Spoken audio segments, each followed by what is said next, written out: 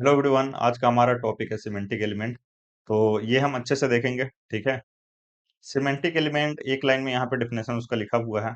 कि semantic element जो है वो क्लियरली दोनों को डिस्क्राइब करता है कि उसका मीनिंग क्या है। मतलब दोनों, मतलब ब्राउजर एंड डेवलपर दोनों। ठीक है। सिमेंटिक अगर हम एक लाइन में बोले हम लोग, तो उसका मतलब ये होगा कि ऐसा एचटीएमएल एलिमेंट जिसको पढ़ के समझ में आ जाए कि वो क्या कहना चाह रहा है। ठीक है। ऐसा एचटीएमएल एलिमेंट इसको पढ़ने के बाद हमें समझ में आ जाए कि वो क्या है और क्या कहना चाह रहा है। ठीक है। एग्जाम्पल अगर हम बात करें तो ऐसा जिसको पढ़ के ही समझ में आ जाए, जैसे आईएमजी टैग है। ठीक है। तो ये सिमेंटिक है। क्यों? क्योंकि आईएमजी जैसे समझ में आ रहा है, इमेज, ये इमेज के लिए यूज होगा। फाइन। और जैसे टेबल हो गया। ठीक है। नाम से ही पता चल रहा है कि हम टेबल क्रिएट करने वाले हैं। ठीक है। डिव, डिवीजन, डिवीजन से क्या पता चल रहा है, क्या करने वाले हैं हम लोग? कुछ पता नहीं चल रहा है। फाइन। तो ये सिमेंटिक एलिमेंट नहीं है, मैंने पहले भी बताया था। ठीक है। एंड और क्या सिमेंटिक एलिमेंट है, आप सोच सकते हो। यहाँ पे फूटर। ठीक है। फूटर, फूटर जो होता है वो वेबसाइट का नीचे का पार्ट होता है। ठीक है। एंड इसको हम ऐसे देखें, यहाँ पे तो देखिए ये टीचर ट्रैक वेबसाइट है, एंड ये जो आप देख रहे हो फूटर, ये नीचे का पार्ट है। ठीक है। तो ये हो गया आपका फूटर। ठीक। एंड एंड उसके बाद हम लोग क्या बोल सकते हैं, आर्टिकल। आर्टिकल भी सिमेंटिक एलिमेंट है। जैसे नाम से ही लग रहा है आर्टिकल। जैसे हम सपोज न्यूज़पेपर पढ़ते हैं, तो वहां पे क्या होता है, इमेज होता है, उसके बाद हेडिंग होता है, पैराग्राफ होता है। तो हम क्या कर सकते हैं, आर्टिकल के अंदर यहाँ पे इमेज रख दिए हम लोग। ठीक है। फिर यहाँ पे एक H1 में टाइटल रख देंगे, जो भी हम देना चाहते हैं। पैराग्राफ में क्या करेंगे, अ, उसके बारे में डिस्क्रिप्शन। ठीक है, जो भी न्यूज है। तो इस तरीके से हम आर्टिकल, ब्लॉग पोस्ट जैसे हम पढ़ते हैं। एंड उसके बाद क्या है, सेक्शन। ठीक है। यहाँ पे सेक्शन में आप लिख सकते हो, जैसे सेक्शन से पता चल रहा है कि ये एक सेक्शन है। फाइन। एंड उसके बाद क्या हो सकता है, उसके बाद क्या आता है, उसके बाद आता है हेडर। ठीक है। हेडर जैसा कि आपको पता होगा, वेबसाइट का हेडर अगर हम बात करें, तो हेडर तो मैंने नहीं दिया है अपने वेबसाइट पे। ये नैप बार है, इसको आप हेडर भी समझ सकते हो। ठीक है।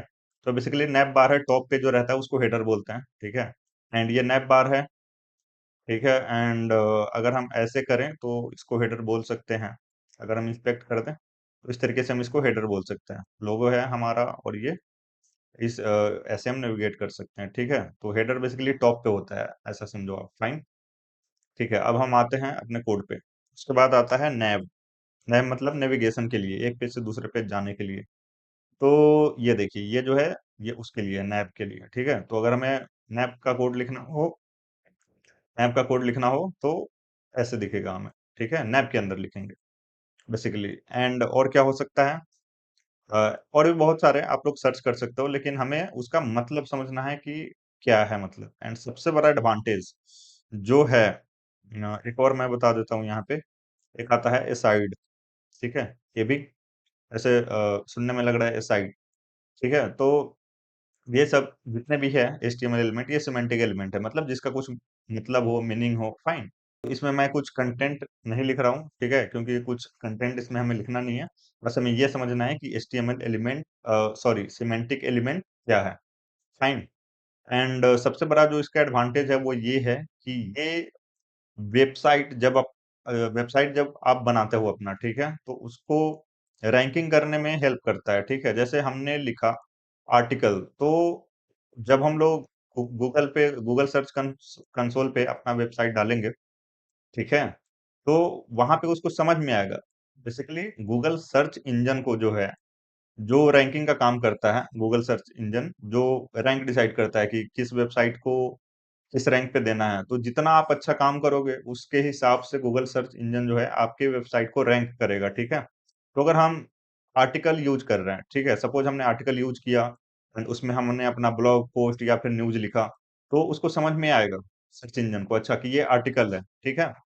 एंड जितना आप अच्छे तरीके से यूज करोगे एचटीएमएल एलिमेंट, उतना आपका वेबसाइट अच्छा होगा। ठीक है।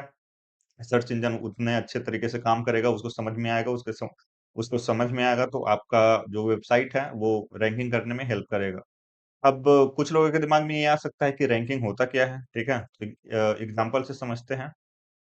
यहाँ पे आएँगे एंड देखिए, यहाँ पे आएँगे एंड यहाँ पे लिखेंगे फीचर ट्रैक। जैसे अगर आप डोमेन के साथ लिखोगे तो वो तो टॉप पे ही आएगा, 1 नंबर पे, ठीक है? उसी को रैंकिंग बोलते हैं। तो हम टेक्स्ट सर्च करेंगे सिर्फ, टीचर ट्रैक हमने लिखा, ठीक है? तो हमने लिखा तो ये टॉप पे आया, इसी को बोलते हैं रैंकिंग। जैसे 1 नंबर पे आ गया तो 1 रैंक हो गया, 2 नंबर पे आता तो 2 रैंक 2, ठीक है? तो जितना अच्छा आप काम करोगे उसके हिसाब से आपका रैंकिंग होगा। तो ऐसा नहीं है कि सिर्फ, और ये भी नहीं है कि सिर्फ इसके वजह से आपका वेबसाइट रैंक 1 करेगा, और भी बहुत सारी चीज़ें हैं, ठीक है? लेकिन उनमें से ये एक है, ठीक है? फाइन, तो होप आपको समझ में आया होगा। अगर कोई डाउट है तो आप कमेंट कीजिए, और अगर आप पहली बार देख रहे हैं तो सब्सक्राइब कर लीजिए, लाइक कीजिए एंड अपने दोस्तों के साथ शेयर कीजिए। मिलते हैं नेक्स्ट वीडियो में। थैंक